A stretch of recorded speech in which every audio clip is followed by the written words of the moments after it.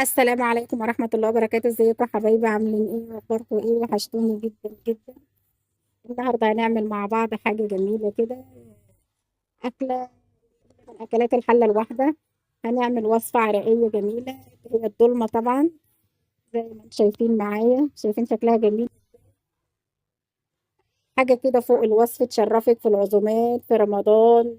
عندك حبايبك، عندك حد يعني عزيز عليكي، تعمل واحد حبايبك الغاليين تعملها لهم للولاد.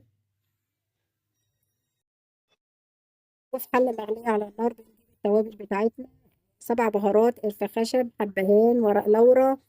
وبتمسكي الحبهان كده يا قلبي، تفتحي الفصوص بتاعته من الجنب، ما بتفضيهاش بس بتفتحيها بس من الجنب عشان تدي طعم للشوربة وتطعمها. وأول ما بتغلي المية معايا جامد، بنزل اللحمة. طبعا اللحمة بتاعتنا بتبقى شرايح كده، يعني شرايح لا تخينة ولا رفيعة، يعني أتخن من الستيك شوية كده. وبعد ما بتغلي بشوية بنشيل الريمة. وبعد ما شلنا الرمة نسمي بسم الله ونصلي على الرسول صلى الله عليه وسلم. وفي طاسة صغيرة نحط معلقتين زيت على النار. عندك نص كيلو لحمة مفرومة، عندك كيلو لحمة مفروم، على حسب ذوقك وعلى حسب انت بتحبي اللحمة كتير او الرز اكتر. وبتعصجيها على النار كده من غير بصل ولا اي حاجة.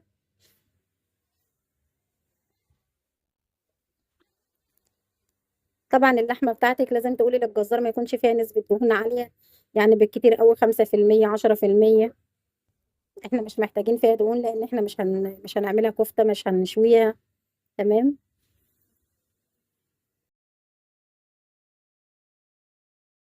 بدأت اللحمة يتغير اللون معايا من اللون الأحمر للون البني. كده خلاص حبايبي، اللحمة بدأت تتعصق معايا. تحضري الملح والتوابل بتاعتك على حسب انت بتحبي توابل ايه. طبعا التوابل ده حبايبي أذواق. طعم انت كل واحدة بقى على حسب ذوقها، على حسب هي بتستطعم ايه. بس بالنسبة للمحشيات أنا عايزة أقول لك إن المحشيات ما بتحبش إلا فلفل اسود، كمون، كزبره مطحونه.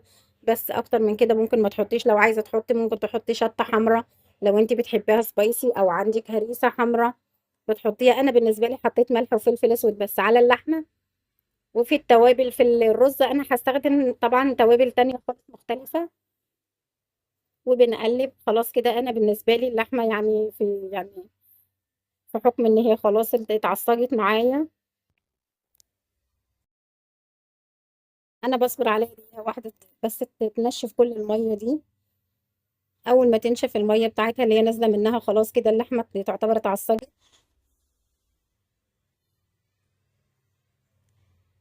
وبنشيلها من على النار ونخليها على جنب دلوقتي. ونجيب بصلتين صغيرين وبنقطعهم مكعبات زي ما انتم شايفين، مكعبات صغيره خالص. ممكن تستخدمي الساطور، ممكن تستخدمي سكينه، ممكن تقطعي على البلانشه، ممكن على ايديكي على حسب راحتك انت. بس بصراحه انا برتاح للطريقه دي.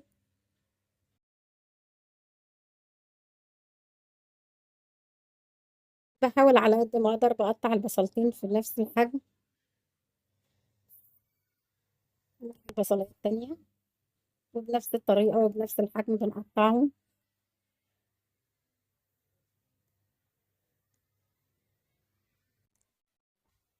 انت بقى في بيتك استاذه، فنانة، شيف محترفة. كل واحدة على حسب بقى هي بتعمل ايه في مطبخها، هي متعودة بتعمل، متعودة بتشتغل ازاي بأي طريقة.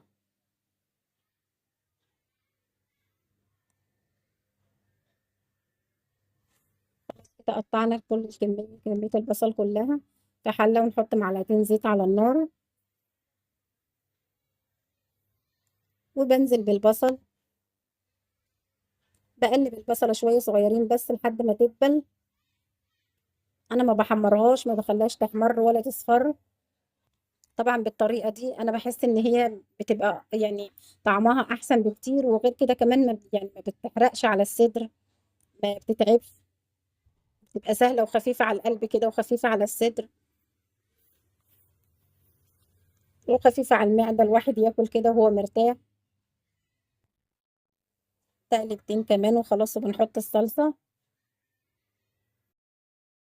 خلاص انا نزلت بالصلصه بتاعتي. عايزه اقول لكم حبايبي، دي الصلصه اللي احنا صلصناها مع بعض في اول الفيديوهات. عندي في التلاجة بسحب منها. عبيتها صلصتها وعبيتها اكياس كده. وكل ما اجي استخدم، يعني استخدم منها او اعمل اي طبخه اي وصفه، بسحب الكيس واشتغل بيه. نحط معلقتين ملح وبقلب وبغطيها بقى، هي بتسخن مع نفسها. وفي الوقت ده انا بخرط الخضره، خرطه صغيره خالص وناعمه كده زي ما انتم شايفين معايا. طبعا الخضره بتاعتي ايه، انا بحب بصراحه يعني اخلي الكزبره اكتر مع الشبت، وما بحطش بقدونس. على حسب بقى انت بتحبي إيه. بتحبي بقدونس يبقى تحطي واحده وواحده وواحده، يبقى كزبره واحده، كزبره وواحده شبت، واحده بقدونس. لو ما بتحبيش يبقى اتنين كزبره، لان الكزبره بتديها طعم احسن بكتير وتكون افضل. ودلوقتي بقى نبتدي ايه في تجهيز الحاجه بتاعتنا. انا عندي كام واحده طماطم كده، بناكل القلب من جوه. السكينه رفيعه كده، ننزل كل الحاجات القلب اللي فيها، سواء كان ميه سواء كان لحم فيها، بنزل كل ده. بنشيل القشره من فوق كده بس، مش بنخليها متعلقه على حته صغيره. وبشيل القلب. وطبعا انا قورت الكوسه والبتنجان والفلفل، بس للاسف التليفون ما كانش بيصور. تمام. فضي كل القلب كده. وده الشكل النهائي للطماطم بعد ما خلصت. زي ما انتم شايفين معايا كلها بتبقى متعلقه، من واحده متعلقه من الجنب كده الغطا. وخلاص التسبيكه بتاعتي اتسبكت خلاص، نشفت كل الميه اللي فيها. انا بنزل بالخضره، بقلبها تقلبتين اتنين بس، على اساس ما تتبلش وتفضل ريحتها وطعمها في الاكل. بنزل بالتوابل، عندي بابريكا، عندي كمون، عندي شطه حمراء، عندي كزبره مطحونه. وبقلب. طبعا المحشيات ما بتحبش توابل اكتر من كده. ولا تقولي لي بقى اجيب من العطار توابل محشي، هي نفس التوابل وبيبقى عاملها ومجهزها. وعامل لك فيها الاربع نكهات دولت، الثلاث نكهات كمان من غير البابريكا، وبتتباع عنده. فمن الافضل ان حاجتك انت تعمليها على ايدك. واقلب خلاص كده ونشيلها من على النار. حل على النار ميه بتغلي ومعلقه كمون. ونطلع بقى الورق العنب بتاعنا اللي احنا مخزنينه من السنه اللي فاتت، زي ما انتم شايفين معايا. كأنه لسه يعني لسه محطاه في التلاجة دلوقتي حالا، زي ما انتم شايفين، ولا نشف ولا اتكسر ولا اي حاجه. شايفين الجمال والحلاوه بقى، شايفين التخزين بالطريقه دي جميله ازاي يا جماعه، مش عايزه اقول لكم. طريقه جميله جدا جدا ونتيجه مبهره. بنزل طبعا عشان الورق العنب كان في التلاجة عندي، انا ما بسيبهوش في الميه، بنزل بقلبه والناحيه التانية، وبطلعه على طول في دقيقه. خلاص هو كده اتسلق. انزل واقلب كمان، بقلب الناحيه التانية واطلع خلاص. وعشان ما يتهريش مننا طبعا، تحت الحنفيه كده ميه بارده زي ما انتم شايفين معايا. وبنجيب بصلتين، بنفتح البصلايه من الجنب حبايبي الاول، بنشيل الجنب اللي هو القلب بتاع البصلايه، وبنشيل الحته اللي هي من تحت مطرح العرش. ونفتح البصلايه لحد النص بس يا جماعه، زي ما انتم شايفين معايا، لحد قلب البصلايه. تمام. والتانية طبعا شرحه لحد القلب خلاص كده.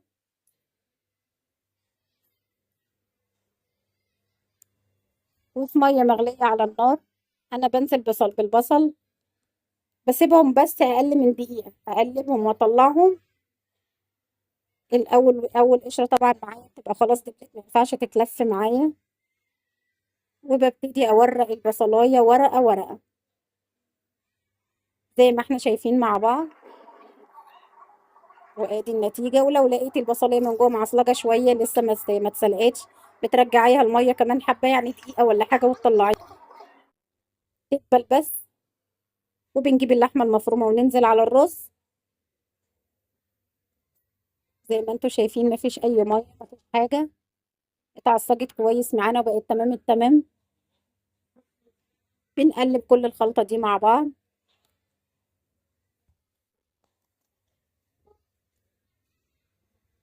طبعا الرز عندي فيه التوابل بتاعته، اللحمة فيها التوابل بتاعتها، كل النكهات اللي احنا بنحبها موجودة. خلاص احنا كده مستعدين للحشو.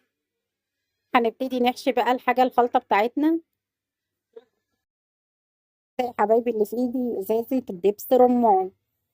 بتحط بقى الكمية اللي انت عايزاها على حسب، بتحبي المزازة لا ما بتحبيش اكتر. تمام. بتحطي وتقلبي على حسب ذوقك وعلى حسب انت بتحبي المزازة قد ايه. وبننزل بالخلطة بتاعتنا دي في الصينية، وكمان حبة دبس رمان، واقلب. زي ما قلت لكم انا بحب مزازة الدبس رمان، هو جميل جدا. والوصفة دي طبعا لا غنى عنها ولا غنى عن الليمون. نقطع ليمون شرايح. في ناس بتحط الليمون حبايبي في كل رق من رقات المحشي. في ناس بتحطه على الوش بس، انا بالنسبه لي بحبه على الوش بس، بياخد المزازه مع الميه وهي بتغلي كده، او الشوربه بتنزل بالمزازه على المحشيات بتدي طعم جميل. وبنلف الورق العنب بتاعنا بالطريقه السهله البسيطه دي زي ما احنا شايفين مع بعض.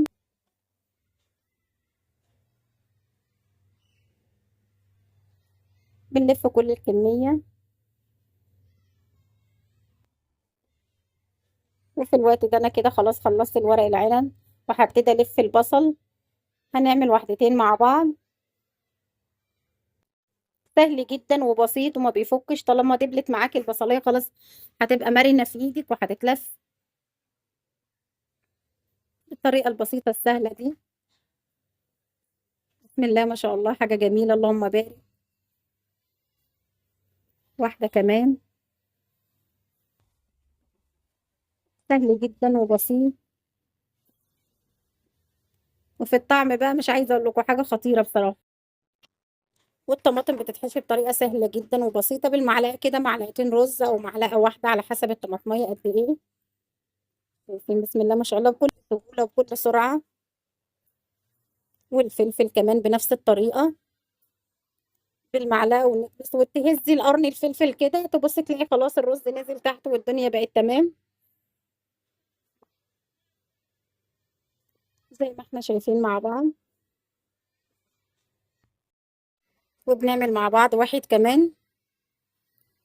لو حاسه ان الدنيا معصلجه معاكي بصباعك كده وهتنزلي حبه الرز، لو هي مش نازله بالمعلقه، خلاص الدنيا كده بقت تمام بسم الله ما شاء الله. وعشان احنا بنحب الاكل سبايسي انا لازم بجيب بقى الفلفل الحامي ده. بشوف كده واحد او اتنين كده يكونوا اللي هم يعملوا رز. وبكبسهم زي ما انتم شايفين معايا كده بسن المعلقه. ندخل بقى على البتنجان بنفس الطريقه. نيجي بقى للبتنجان بنفس الطريقه بسن المعلقه اهو. وبنزل الرز زي ما احنا شايفين مع بعض. وهنعمل مع بعض واحده كمان بنفس الطريقه، بتهزيها كده الرز بينزل. معلقه كملي تنزلي بقيه الرز. كده خلاص البتنجان الدنيا تمام. زي ما اتفقنا في سن المعلقه كده وننزل بقيه الرز. نيجي بقى الكوسه برضو بالمعلقه. الرز بينزل لوحده، بتهزي الكوسه كده الرز بينزل بكل سهوله وبكل بساطه. في حاجه عصلجت بسن المعلقه.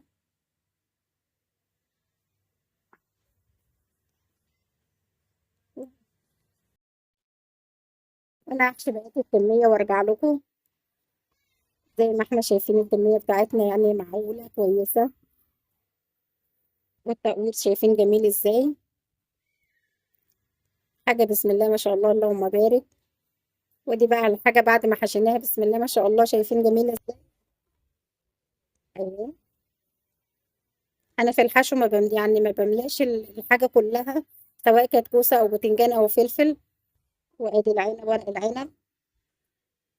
بسم الله ما شاء الله اللهم بارك. صوابع معقوله. هنجيب الحله بتاعتي. بص فيها واحده بطاطس كده شرايح. ننزل باللحمة فوق منها على طول. نرص بقى ورق العنب أو الراق. طبعا حاجتنا اللي احنا عشانها دي يا حبايبي هتبقى رقات رقات. بنرص ورق العنب بالطريقة الجميلة دي، وننزل فوق منه بالبتنجان. طبعا الحاجات التقيلة بتبقى هي من تحت الأول، والفلفل كده بنوزعه في النص. الكوسة بقى فوق البتنجان بالطريقة الجميلة دي.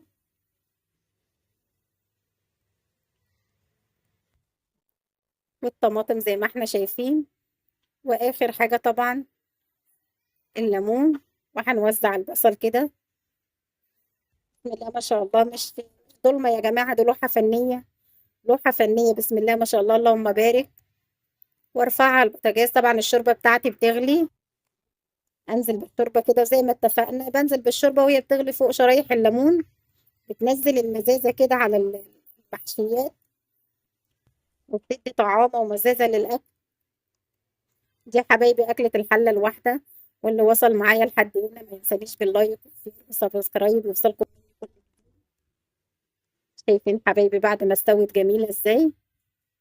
بسم الله ما شاء الله، اللهم بارك. طبعا استوت وبقت جميلة. بتاخد وقت قد ايه على النار؟ بتاخد تلت ساعة، من ربع ساعة لتلت ساعة، مش أكتر من كده. وبنقلب الضلمة بتاعتنا زي ما احنا شايفين. شايفين الجمال والحلاوة بقى، مش حاجة في منتهى الجمال، شغل فنادق يا جماعة. بسم الله ما شاء الله. واشوفكم في فيديو جديد ووصفة جديدة. وما تنسونيش باللايك والشير والسبسكرايب يوصلكم مني كل جديد. والسلام عليكم ورحمة الله وبركاته.